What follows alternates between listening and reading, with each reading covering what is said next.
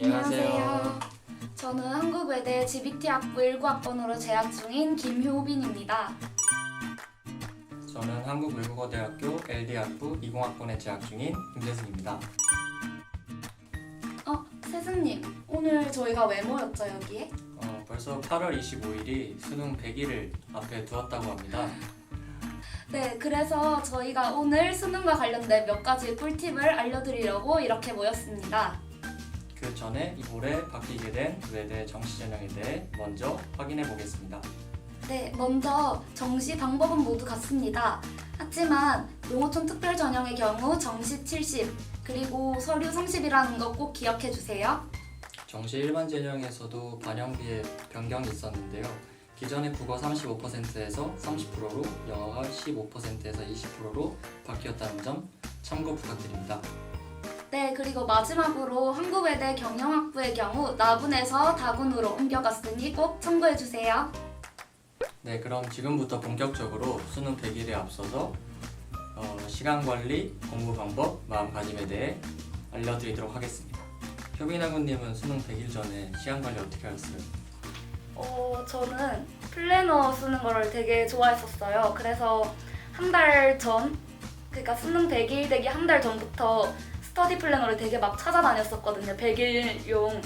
그래서 스타벅스랑 플래너를 많이 활용을 했습니다.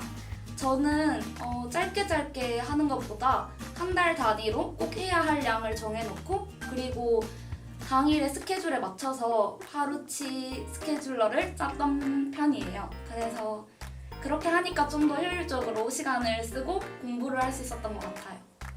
그러면 세승학우님은 어떻게 공부하셨어요?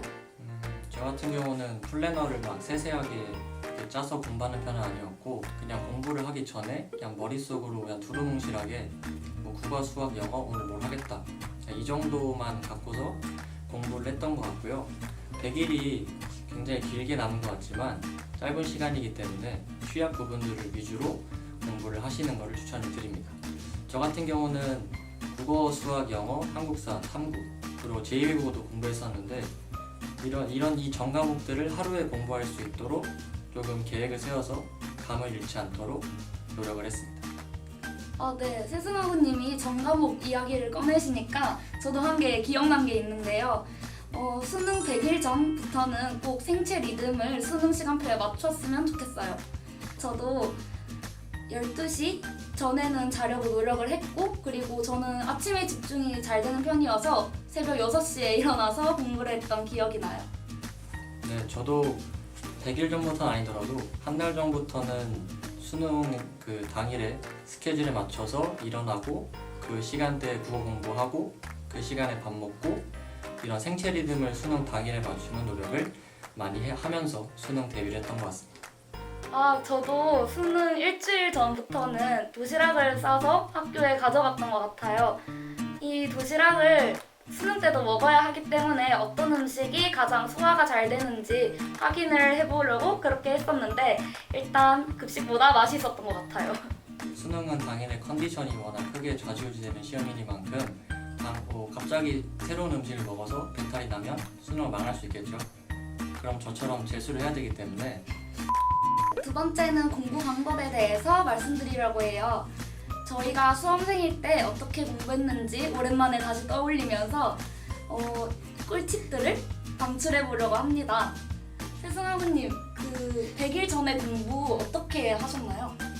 국어 같은 경우는 타임어택이 심한 과목이다 보니까 시간 관리에 좀 주력을 하면서 그 부분들을 계속 염두에 두면서 공부했던 것 같아요.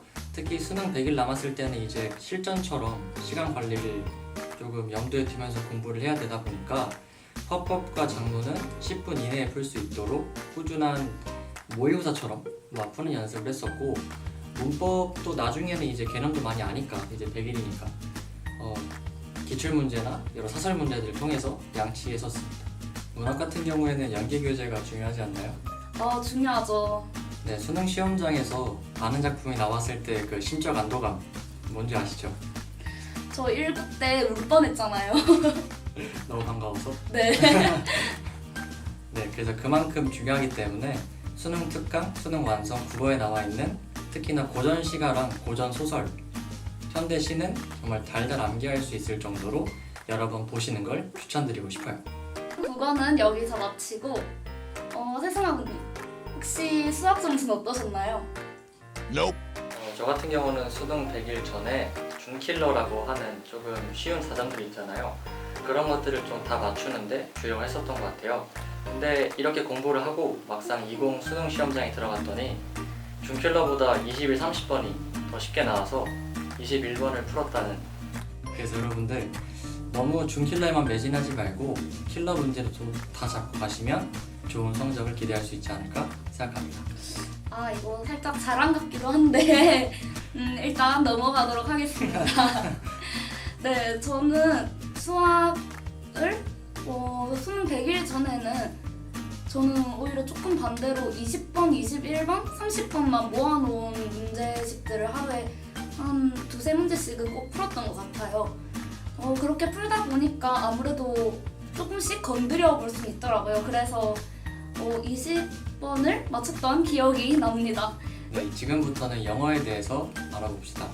효빈님은 어떻게 영어 공부하셨나요? 외대생인데 영어 못하는 사람이 바로 전데요. 그래서 영어 공부할 때 되게 연계 교재에 많은 신경을 썼던 것 같아요. 수능 특강이랑 완성 같은 경우에는 적어도 3번, 4번 이상은 봤던 것 같고 또 이 두 교재를 가지고 변형시켜 놓은 문제집이 시중에 되게 많아요. 그래서 구할 수 있는 건 다 구해서 여러 번 풀어봤던 것 같아요. 제가 듣기로는 세승님이 영어를 잘하셔서 영어 가외를 하고 있다고 하는데 가외 선생님은 어떻게 공부를 하셨나요? 저도 방금 효빈님께서 말씀하신 대로 연계 교재의 중요성을 다시 한번 말씀드리고 싶은 게 정말 최근에 어렵게 출제가 되는 게 빈칸 추론, 또 문장 삽입, 순서 배열, 또 유형에서 한 문제씩은 연계 교재에서 나오잖아요. 그런 것들을 이미 알고 들어가면 수능 시험장에서 안 둬도 되고 또 시간 단축도 되기 때문에 물론 저희는 안 돼. 다음은 사탐 과목에 대해서 말씀드리려고 해요. 저는 사탐 선택을 법과 정치랑 사회문화를 했었는데 세승님은 뭐 선택하셨어요? 저는 윤리과 과목 두 과목인 생활과 윤리와 윤리와 사상을 선택해서 시험을 봤습니다. 저는 사탐 과목 중에서 법과 정치라는 과목을 되게 좋아했었어요. 그래서 그 시간을 되게 쉬는 시간처럼 느꼈던 것 같은데 그 이유가 공부를 하면서 법을 적용할 때 가끔씩 막장 드라마를 상상하면서 그 선지들을 이해했던 기억이 납니다. 스승님은 윤리 어떻게 공부하셨어요? 윤리과 과목의 특징이 기본이 암기이기 때문에 꼼꼼한 암기를 중심으로 공부했던 것 같아요. 특히나 이제 수능 100일 조금 지나면 9월 평가원도 볼 텐데 6월 평가원과 9월 평가원에 나와 있는 선택지뿐만 아니라 지문에 나와 있는 모르는 그 문장들까지 하이라이트 펜을 쳐서 따로 정리해서 공부를 했었고 기출 문제 같은 경우에는 저는 자이스토리를 풀었는데 마더텅도 많이 풀더라고요. 그 두 문제집 중 하나 선택을 해서 기출 문제에서 내가 헷갈리는 선택지들 수능 시험장에 갔을 때 모를 법한 것들을 따로 또 정리를 해서 수능 한 30일 정도 남았을 때 연계 교재랑 기출 문제 선지를 다 선별해가지고 수능 시험장에 들고 갈 수 있게끔 정리를 해서 파일로 그것들을 맨날 외웠었던 그런 기억이 있네요. 네, 아무래도 사탐 과목 같은 경우는 선지 중요하다는 건 다들 알고 계실 것 같아요. 저도 사회문화 같은 경우에는 되게 헷갈리는 선지가 많아서 다지선다 문제를 굉장히 많이 풀었어요. 여러 가지 선지가 있는 거에서 이제 답이 몇 개인지 모르니까 좀 더 주의를 하면서 풀게 되더라고요. 그래서 다지선다를 저는 추천드려요. 여태까지 저희가 말씀드린 공부법을 좀 정리를 해보겠습니다. 정리해 주시죠. 네, 아무래도 수능 100일이 남았으니까 기출선지 그리고 또 다양한 연계 교재들을 공부하는 게 가장 중요하다는 게 저희의 생각이었습니다. 덧붙이자면 당해년도 6, 9월은 그 연도의 수능과 직결되기 때문에 6급형에 대한 피드백도 잊지 마시고 열심히 하셨으면 좋겠습니다. 네, 마지막으로 저희가 이제 수능 100일을 앞둔 수험생분들의 마음가짐에 대해서 말씀드리려고 해요. 우선 저부터 말해보겠습니다. 저는 되게 징크스 같은 거에 민감하고 예민한 편이었어요. 그래서 시험을 조금 잘 쳤던 6, 9평의 습관들을 모두 따라하려 하고 또 조금 못 쳤을 때 했던 행동들을 절대 하지 않으려고 노력을 했는데 그렇게 신경을 쓰다 보니까 오히려 시험 자체에 대해서 생각할 시간이 좀 줄어들더라고요. 그래서 꼭 수험생분들은 징크스에 많은 의미를 두지 않으셨으면 좋겠습니다. 조금 쉬면서 공부해도 괜찮다라고 하는 말씀을 드리고 싶은데 저 같은 경우는 9월 평가원을 잘 보지 못했어요. 그래서 여태까지 공부 열심히 해왔는데 열심히 해도 잘 안 되는구나 라고 살짝 9평 결과에 대해서 낙담을 하면서 게임을 시작을 쉬면서 좀 마음을 조금 편안히 먹으면서 공부를 하다 보니까 오히려 수능 시험장에서는 더 잘 풀렸던 것 같고 결과도 나름 만족스러웠던 것 같아서 좀 쉬면서 공부하는 것도 좋다라는 점 말씀드리고 싶네요. 네, 역시 걱정이 많으면 안 좋은 건 것 같아요. 그죠? 수능은 컨디션이 중요하기 때문에 조금 쉬면서 하는 것도 좋습니다. 네, 지금 코로나 때문에 수능 일정이 조금 바뀌어서 많이 걱정을 하고 계실 텐데 이제 걱정은 그만하시고 본인을 믿으셨으면 좋겠습니다. 코로나19라고 하는 위기 상황은 본인뿐만 아니라 모든 사람한테 다 현재 닥친 상황이니까 그 위기는 곧 기회다라는 말이 있는 것처럼 그 위기를 기회로 만들 수 있도록 주변에 휩쓸리지 않고 조금 더 수능 공부에 매진하신다면 정말 본인이 생각하는 것보다 더 좋은 성적을 수능에서 받을 수 있을 거라고 생각합니다. 여태까지 저희 나름대로 수능 100일 공부법, 마음가짐, 시간 관리에 대해 말씀을 드렸는데 도움이 될련지 모르겠네요. 네, 너무 긴장해서 제대로 말했는지 아직 하나도 기억이 안 나요, 지금. 너무 긴장하지 마시고 내년에 꼭 외대에서 만났으면 좋겠습니다. 네, 외대에서 만나요. 수험생 화이팅! 화이팅!